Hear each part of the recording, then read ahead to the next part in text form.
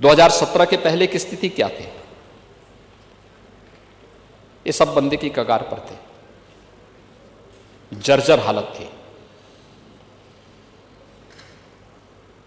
शिक्षक छात्र का कोई रेशो नहीं था, अत्यंत खराब स्थिति में थी। ड्रॉप आउट रेट देश के अंदर सर्वाधिक राज्यों में यूपी की थी। हम लोगों ने सबसे पहले जुलाई 2017 में स्कूल चलो अभियान प्रारंभ किया था। स्कूल चलो अभियान, और तब मैंने इस सदन में कहा था, उस समय आप नहीं आ पाए थे, इस सदन में नहीं थे उस समय, और तब मैंने इस सदन का आह्वान किया था कि हर माननीय सदस्य, प्रदेश का हर प्रशासनिक अधिकारी, प्रदेश के हर उद्यमी उन विद्यालयों से जुड़े हुए या उस गांव से जुड़े हुए पुरातन छात्र एक एक विद्यालय गोद ले, और ऑपरेशन कायाकल्प की घोषणा की थी। और मुझे बताते हुए प्रसन्नता है कि 1,36,000 विद्यालयों को ऑपरेशन कायाकल्प के माध्यम से हमने संतृप्त करने का काम किया। आज वो विद्यालय देखने लायक हैं, उनमें फर्श है, बालक और बालिकाओं के लिए टॉयलेट है, पेयजल की व्यवस्था है, बिजली या सोलर पैनल लगाए गए हैं, डिजिटल लाइब्रेरी है, स्मार्ट क्लास है, और उन बच्चों के लिए बैठने की भी व्यवस्था की गई है। खेल के मैदान भी बनाए, कुछ जगहों खेल के मैदान भी बनाए गए हैं। ये बेसिक शिक्षा की पहली व्यवस्था। फिर उन बच्चों के लिए यूनिफॉर्म की व्यवस्था, हर बच्चे के लिए 2 uniform, bag, books, shoes, socks यानी जूता, मोजा, स्वेटर, यह भी सरकार ने उपलब्ध करवाया। हम लोग जब बनाते थे, इन सभी में कुल 1,000 रुपया खर्च होता था। छोटे बच्चे थे, और हम 1,200 रुपये डीबीटी के माध्यम से उन परिवारों को आज उपलब्ध करवा रहे हैं, डीबीटी के माध्यम से। क्या ये हमारा दायित्व नहीं बनता है कि हम अपने अपने विधानसभा क्षेत्रों में हम भी बैठक लेकर के अभिभावकों को भी और उन शिक्षकों को भी इसके लिए तैयार करें? आपने देखा होगा, मैं एक दिन एक चैनल को देख रहा था और बहुत अच्छी रिपोर्टिंग चल रही थी शिक्षा की, उसको लेकर के वो दिखा रहे थे। जब स्कूल पेयरिंग की बात, स्कूल मर्जर की बात आ रही थी, उस समय उन्होंने दिखाया एक विद्यालय जो जर्जर स्थिति में है, छात्र नहीं है, और एक विद्यालय ऑपरेशन कायाकल्प के माध्यम से सरकार के आह्वान पर गांव के ही लोगों ने पर्याप्त मात्रा में classroom, digital library, smart classroom, furniture और क्लासरूम भी एसी बनाए गए हैं।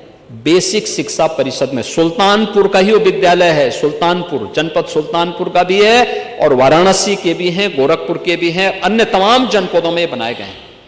इसी प्रदेशवासियों ने बनाए हैं, जनप्रतिनिधियों ने रुचि लेकर के भी बनाए हैं। 17 के पहले तो ऐसा नहीं था, 17 के बाद हुआ है। और मैं स्पष्ट कर देना चाहता हूं, प्रदेश सरकार किसी भी विद्यालय को बंद नहीं करने जा रही है, किसी भी विद्यालय को बंद नहीं करेंगे। प्रदेश सरकार ने तय किया है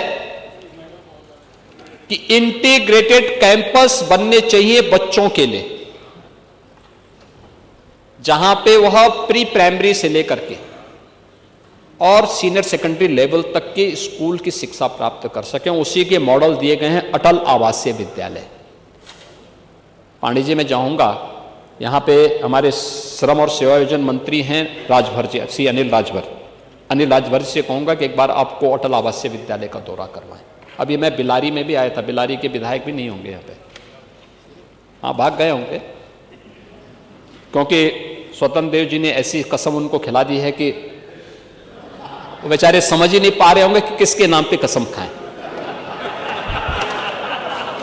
ऐसी कसम मत खिलवाया करेगी। नहीं, मैं वही कह रहा हूं ना, किसके नाम पे करें, और खन्ना जी किसके नाम पे कसम खा देंगे?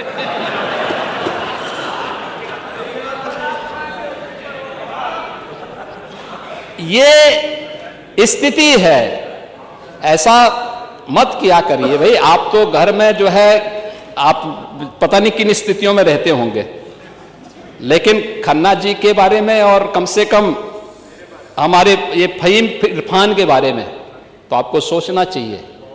वो बेचारा भी अपनी किस्मत को कोस रहा होगा कि आपने ऐसी कसम खिला दी। मैं बिलारी में गया था अटल आवासीय विद्यालय का उद्घाटन करने के लिए। आप देखिए ना उन बच्चों की, आप अपने बच्चों को तो विदेशों में भेजते हैं पढ़ने के लिए, श्रमिकों के बच्चों के विद्यालय को बंद करते थे, उनके लिए कोई सुविधा नहीं देते थे। आज श्रमिकों के बच्चों के लिए, निराश्रित हो चुके बच्चों के लिए अटल आवासीय विद्यालय हम बना चुके हैं। और यही नहीं बना रहे हैं, कैंपस जो हम बनाने जा रहे हैं, अभी सीएम अभ्युदय विद्यालय, पीएम श्री विद्यालय और सीएम कंपोजिट विद्यालय एक मॉडल बनने जा रहे हैं।